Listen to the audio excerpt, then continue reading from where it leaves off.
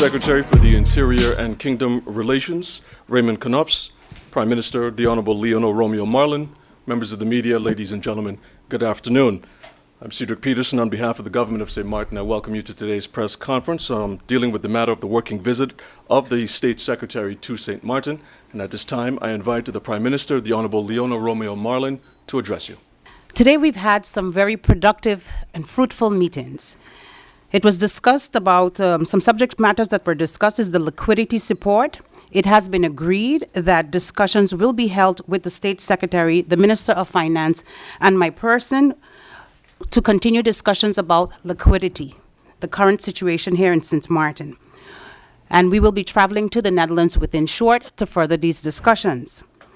We also spoke about EU joint funding for projects for both sides of the island that is imperative for St. Martin considering the landfill at this current moment. So those discussions will be also furthered in the Netherlands and in Brussels.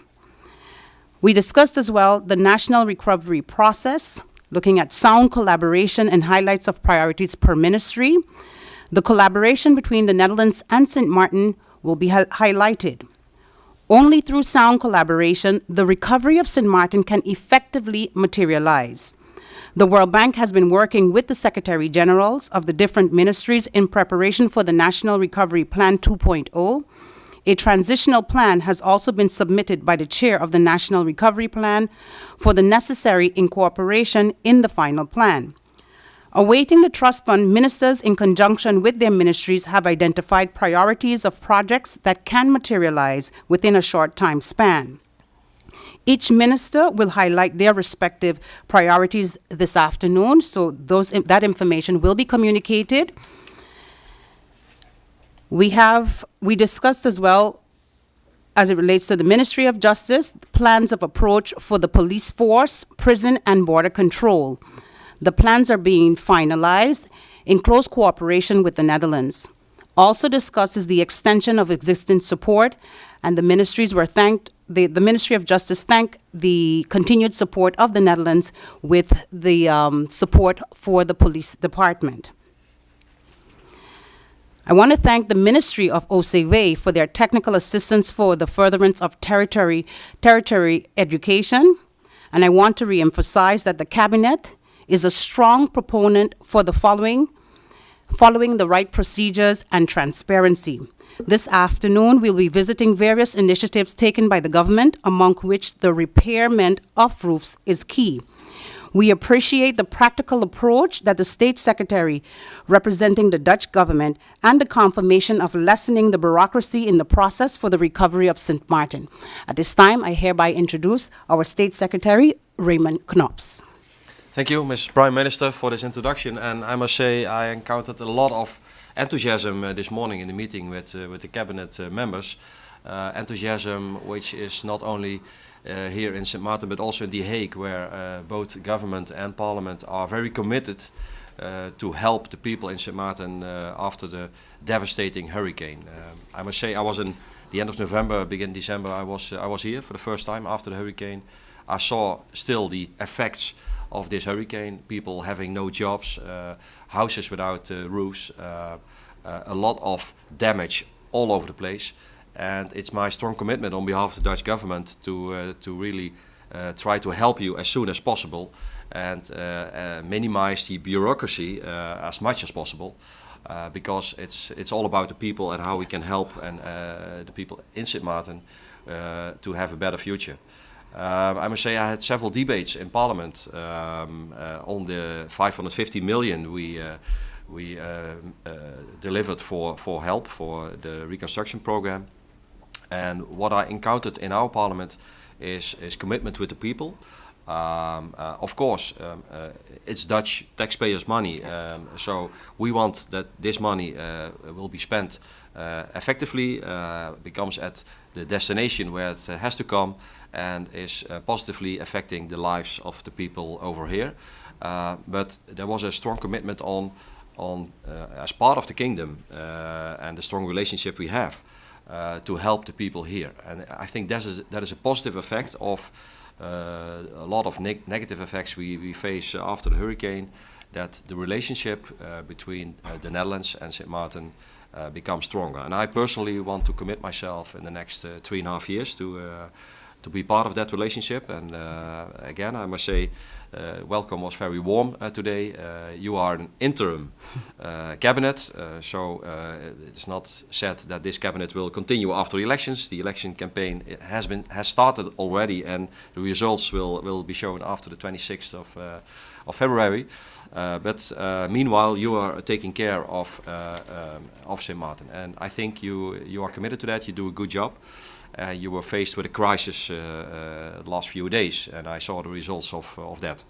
The waste dump, the smoke, which contained a lot of areas and people here, is, I think, a signal that something has to be done on this huge problem. For more than 30 years, politicians in Sint Maarten are debating and talking how they can solve the problem. And I today offered you assistance in having solutions for this problem, which affects people, the environment, and in fact, because the location is in the center of your island, a lot of people. And we should solve this. I was in Brussels last week. You will come to Brussels soon, and we will have together a meeting also with the French minister to try to get funding for this problem. Yes. It's a common challenge. Sint Maarten can't do this alone, nor the Netherlands can do this. We have to work together, and I hope, and you gave that signal in your opening speech, in your sworn-in speech, that you want to cooperate with the French side. And I must say, I was very happy with this signal, because we endorse that too. We think this is necessary when you look at the scale of the island, and I hope we will really make some steps forward in the coming weeks, the upcoming weeks, to make a concrete proposal, terms of reference, how we can deal with this. And this could be historical if we can solve this for Sint Maarten. Maybe finally, talking about the elections, I really hope that the election campaign will be fair, that everybody can speak freely, can vote freely, and that when it comes to integrity, every politician adapts to the standards of integrity we all have. Yeah. And of course, it's in the Netherlands, it's here. Some people cross the lines in a negative way, and then we have to speak out that they are doing wrong. But I would say in advance, please keep it fair. Fair elections with an outcome that is, let's say, an outcome that benefits the people of Sint Maarten, because that's essential. And we should keep that in mind. Every politician should keep that in mind. We are not here for ourselves. We are here for the people we are representing. So thank you very much for hosting us here and for the projects we are going to visit, both government-funded projects and projects funded by the Dutch government in the early recovery phase.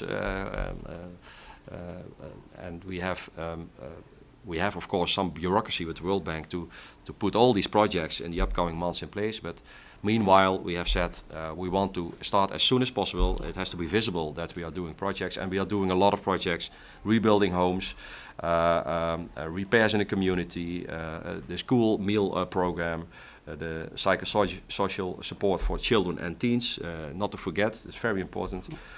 Sports, trying to engage people in society, but also clean up, which has to be done. I'm going to visit these projects in the next 2 days. I'm really excited to see how people are committed, and thank you for your support. You're most welcome. Thank you very much, State Secretary Knops and Prime Minister Romeo Marlin, for your opening statements. I now open the floor for questions the media might have, starting with Alida Singh, the Daily Herald. Good afternoon, you have the floor. Good afternoon, thank you, Cedric. Good afternoon, Prime Minister. Welcome again, State Secretary Knops, Sint Maarten. State Secretary, can you give us your view on the progress made so far? Of course, after Hurricane Irma, we had a political upheaval. We now have interim cabinet. That whole process stalled a lot of the things that needed to happen for Sint Maarten. Are you happy now with the progress that has been achieved? You know, I'm straightforward, and I was not so happy with the lack of progress in the last months. To be honest, we funded the money the 10th of November last year. But I'm happy that finally the government before, so the government Boosman, so to say, and now succeeded by the interim government, is really taking action in executing plans. And the cooperation is excellent, I must say, both on the high civil servant level, also on the political level. We have a lot of contacts. So I'm very positive at the moment. We are on schedule, and as I said before, the time from let's say from the yes from Sint Maarten, which came in January, to let's say April, when we can start with the World Bank programs, is filled in with the immediate emergency program we started, and yes. My signals, the signals I get so far are positive. People are cooperating, and it's really beneficial to the ones who need the help most, who suffer most, and that's also our aim. Hilbert Haar, stmartinnews.com. You have the floor. Okay, thank you. Good morning. One question, Mr. Knops. Is the Netherlands prepared to extend a grant of $25 million for the construction of the new hospital?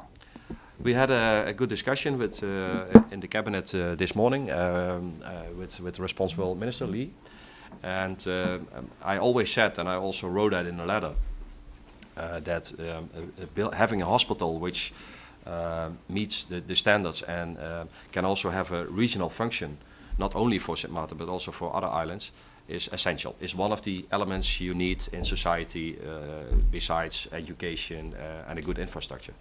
So yes, we asked for a good business case, and I wrote in that letter that if there is needed help to make sure that this plan is going to be effective, the government and the minister can be assured that the Netherlands is willing to help in all kinds of things, expertise, but again, it's an essential part, but it's not that we are going to fund this hospital as a huge part of the 550 million.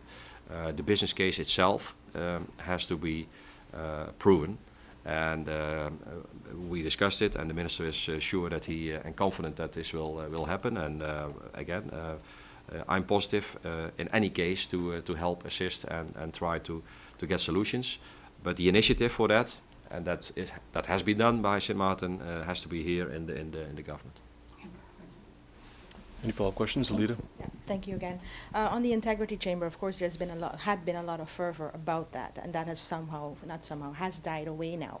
What is the status, Prime Minister, with the implementation of the law? And State Secretary, what is the progress on the Dutch side in ensuring that you get your appointee and getting this entire chamber up and running, considering we do have an election and there will be new people to look at, so to speak? If I may, if I may, the moment that I sat in office, the Integrity Chamber, the law was our first priority. The next step from here is to appoint St. Martin's representatives. So we are taking the necessary steps to do such.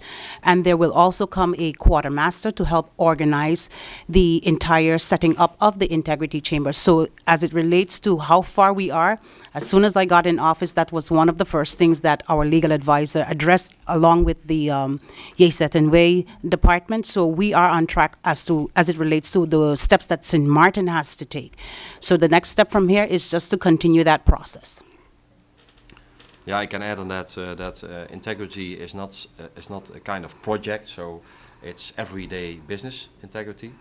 Like it is that some people violate integrity, you have to come in action. It's in the Netherlands, it's in Sint Maarten. It's an everyday business, and politicians should be aware of the fact that, especially in a position we have, you should be an example for society.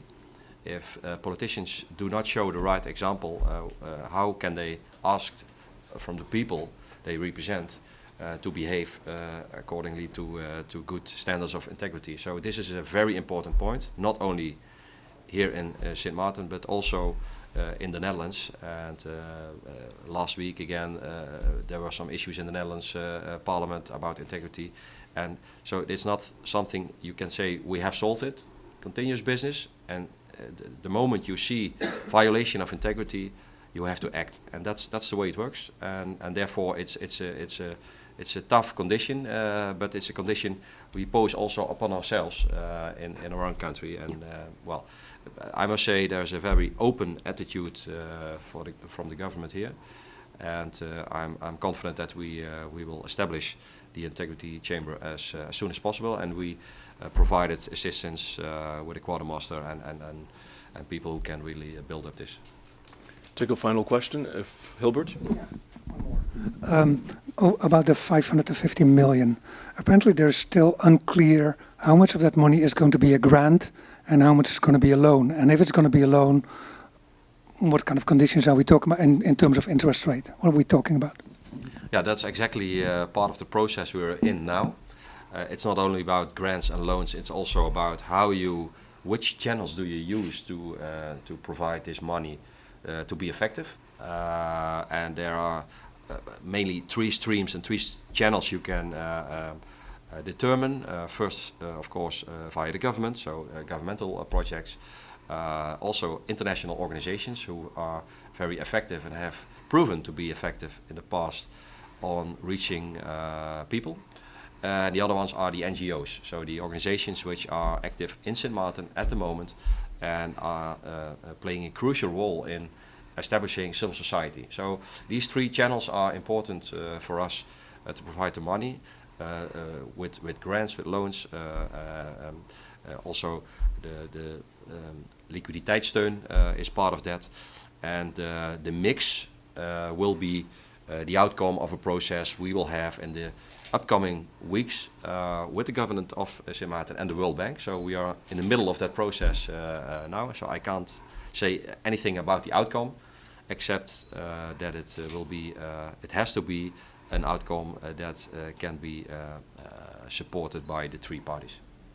And maybe I can add to that also the Dutch Parliament, because they provide the money, they have a role in this. So I really want to engage them in this process, also to have support in the upcoming years of how the money is spent and also in the priorities. And of course, the government of Sint Maarten and the ones who are taking part in the reconstruction process, they have a key role in determining which priorities are on the table.